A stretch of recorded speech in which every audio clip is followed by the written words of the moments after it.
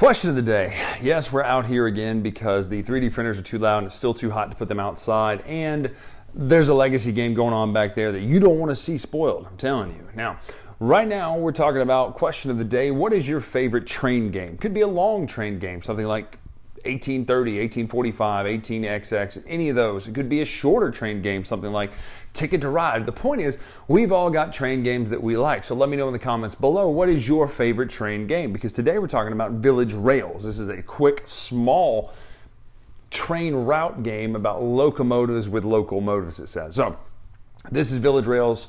Let's take a look how it plays, what it does. We'll come back up, talk final thoughts right now.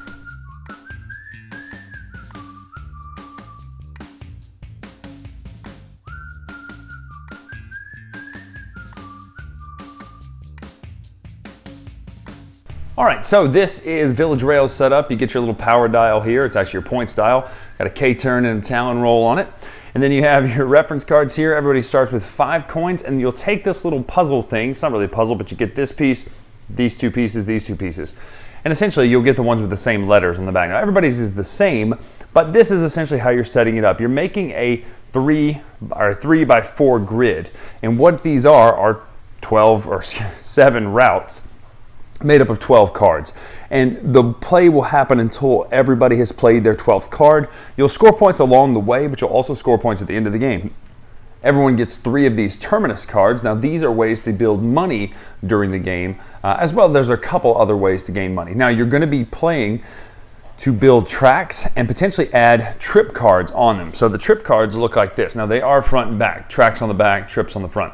They're things that are going to give you perks based on the actual route you make. So score 2 farms on the line again, and that's what that shows, and we'll show you what those do. But here's how all the features score. You've got these 1, 2, 3, 4, 5 features, and then you have these 1, 2, 3, 4, 5 terrain types.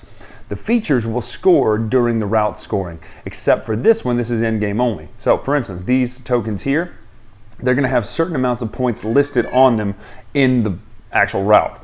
Here you'll have certain barns, or see that, how it's got that symbol on it? You're going to score 1 point per this terrain type in the route. Pretty self-explanatory. The 1 point per different terrain type, you'll score per different terrain types of the different colors there in the route. And then on here, you'll have the signals. So these are going to score, for the more that you have of these, the more you're going to score on that route. So 1 is 0, 2 is 8, 3 is 16, 4 plus is 24. So it's pretty pricey if you can get those to score out there. And then at the end of the game, these will score per the amount you have on different lines. So if you have 1 on all 7 lines, that's 49 points. On your turn, there are 7 tracks always available and 4 trips. You must build a track and you may build a trip. And the way this works is tracks are free from the bottom, and then you have to put a coin on each one you move up, depending on it. So for instance, if I wanted this one, I would have to put a coin on this one and this one. Then whenever you take the one with the coin on it, you get to keep the coin. The same thing applies for trips, except there's a base cost of 3 plus 1 per. So this would be 3, 4 to take that one. The trips will go on the outside of a route. So this one has 1 trip. Now you can have up to 2 trips per route. This one says, again, score 2 farms on the same one, on the same line. So I'm going to build out a route here just to show you kind of what the in-game scoring, or mid-game and in-game scoring, would look like. Now I want to show you a couple different scenarios here if we can avoid that glare there. But essentially, so this line is now completed because it goes to the edge of the board. This one is not, even though it's a really long line, because it doesn't go to the edge. The edge would have to be the last card going off the table. So in order to score this one, for instance, we would have no extra points here, no extra points here on this line. This is in-game, keep going down the line, nothing. So this would actually score nothing for this route, except the in-game points of that. Now let's just say I would have placed this card right here. So now this route here is complete.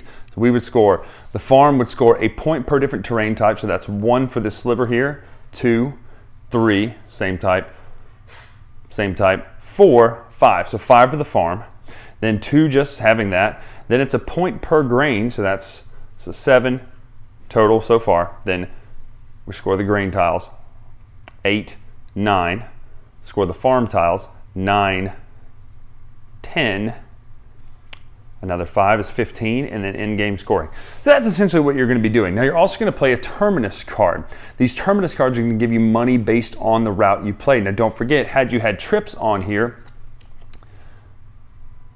at least 3 of the same non-signal features. So we have 1, 2. We don't have 3 of the same, but if you did have 3 of the same, you could score the 6 points for that. Down here, you have number of trees on the line. So currently we only have, I believe, 1 tree on the line, but that 1 would score us 4 points. Number of trips assigned to it. So if we had 1 trip assigned to it, we would score 4 coins. Now I said points a second ago, I mean coins. The Terminus cards give you coins, so this is a way to restock your money. Once you play one, you'll take it and keep drawing, because you're gonna do this again 7 times. There are 7 different routes you're gonna be playing, and everyone has to complete those routes.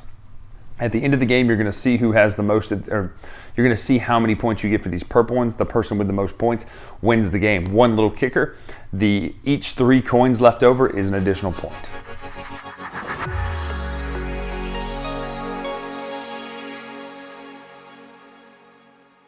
So that's Village Rails. In a nutshell, it's a very simple game. You're taking at least 1 card, maybe 2, and then you're scoring. The hardest, trickiest part about this game is keeping track of what actually scores and not shorting yourself points on your turn. All in all, I like the way this game looks because the art on the cards, there's the dog right there. The art on the cards looks good. It could have been a lot more cartoony, but it actually looks realistic, and it didn't have to be. It's one of those things where it looks good on the table, the art and stuff like that. As far as art informing the art direction, I like how simple the symbols are and you get a reference card to know what they do. But also, what I actually like about this is that there's only 90s and straights. Like, you're not dealing with 45s and looping and all that. It's actually a pretty simple mechanic when it comes to, okay, where do I want to put this card? What do I want to do with it? Because you're either going to turn or you're going to go straight, which makes it pretty simple to find. However, the hardest part is the analysis paralysis that comes from, okay, I really need to hold off on completing that route until I get this card because of the trip that I put down, or I need to play it now so that I can go ahead and score the points and get the money because I have I need money right now. So all in all, a fast train game that does involve some good decision-making abilities and things like that. The dog is destroying a toy bunny. One of the benefits of shooting out here amongst the open.